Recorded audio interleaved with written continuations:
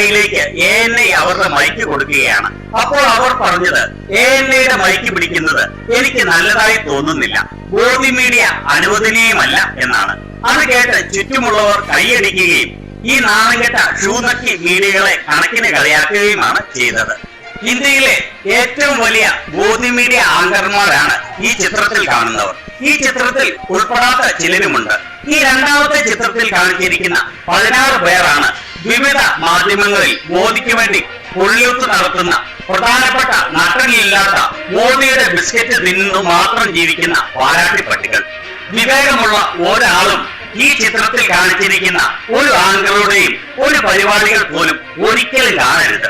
മോദിക്ക് വേണ്ടി കൊള്ളിയൊത്ത് നടത്തുക മാത്രമല്ല ഇവർ ചെയ്യുന്നത്, മറിച്ച് സമൂഹത്തിൽ വിദ്വേഷത്തിന്റെ വിഷവിത്ത് വാരി വിതറുകയും ഇവരുടെ പ്രധാന വിനോദങ്ങളിൽ ഒന്നാണ്. ഏതായാലും ഒന്നാം നമ്പർ ഗോധി മീഡിയ ആയ ANIക്ക്